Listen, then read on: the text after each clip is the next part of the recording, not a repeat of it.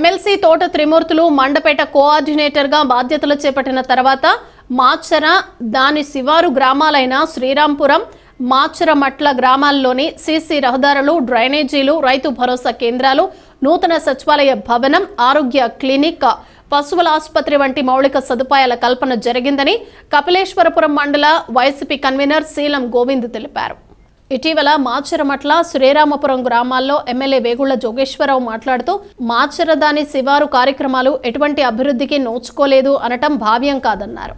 MLC తోట త్రిమూర్తులు YCP పాలనలో చేసిన అభివృద్ధి ఏమిటో గ్రామస్తులందరికీ తెలుసన్నారు. మాచర గ్రామం నుండి వైఎస్ఆర్ కాంగ్రెస్ పార్టీ కార్యకర్తలు ఏ ఒక్కరూ ఎమ్మెల్యే వేగుళ్ల సమక్షంలో తెలుగుదేశం పార్టీలో చేరలేదన్నారు.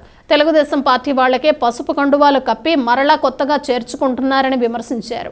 ఈ కార్యక్రమంలో వాసంశెట్టి విష్ణుమూర్తి, పిఎస్సిఎస్ చైర్పర్సన్ కరెడ్ల చంటిబాబు, శీలం రాంబాబు, దంగేటి సాయిబాబు, మద్దూరి గణపతి, హరినాథ్ తదితర వైసీపీ శ్రేణులు పాల్గొన్నారు.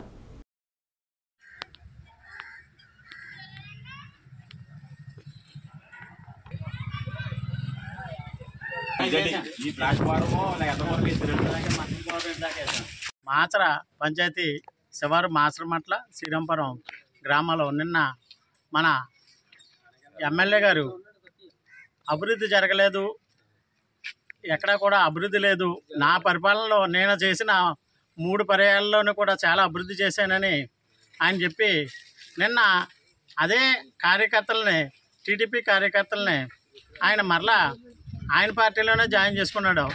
గత్యంతరమే లేక ఆయన పార్టీలో జనాలకి ఆయనే కండువాలు వేసుకుని పార్టీలో జాయిన్ చేసుకున్నాడు. ఇంకో విశేషం ఏంటంటే మీ కార్యకర్తలందరూ కూడా చూడండి, ఒక ఎర్రి కుర్రోని తెచ్చుకుని టీడీపీ కండువ వేసుకున్నాడంటే ఎంత దౌర్భాగ్యమైనదే ఆయనకి తెలియాలి. ఆయన విమర్శించే స్థాయి మాకు లేదు, అయినప్పటికీ విమర్శించవలసి వస్తుంది. గత 15 సంవత్సరాలు ఆయన పరిపాలన చేస్తూ పక్కనున్న శ్రీరాంపురంలో రోడ్లు దోళ్ళు వెళ్ళేలాగా ఉండి బంద్ అయిపోయి బీభత్సంగా ఉండి ఆ కాలనీ రోడ్లు చాలా దారుణంగా ఉన్న రోడ్లని మా తోట త్రిమూర్తులు గారు వచ్చి 20 లక్షల రూపాయలు శాంక్షన్ ఆర్డర్ పెట్టి 10 లక్షలు ఆ మాచర శివారు శ్రీరాంపురానికి 3 రోడ్లు కూడా వేయడం జరిగింది. అలాగే మా మాచరమట్లలో ఎప్పుడో జడ్బీడీసీలు కూడా చేశారు. అటువంటిప్పుడు కూడా అభివృద్ధి జరగలేని అభివృద్ధిని మెయిన్ రోడ్డు డ్రైన్ 12 లక్షలు ఇచ్చి డ్రైన్ వేయించారు.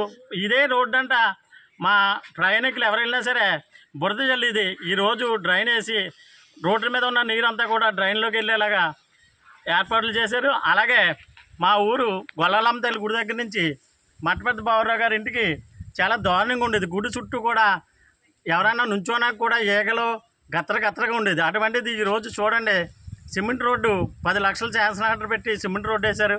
అలాగే మా బీసీ కాలనీలోని 4 రోడ్లు 4 డ్రైన్లు 7-8 లక్షలు ఖర్చు పెట్టి వేశారు.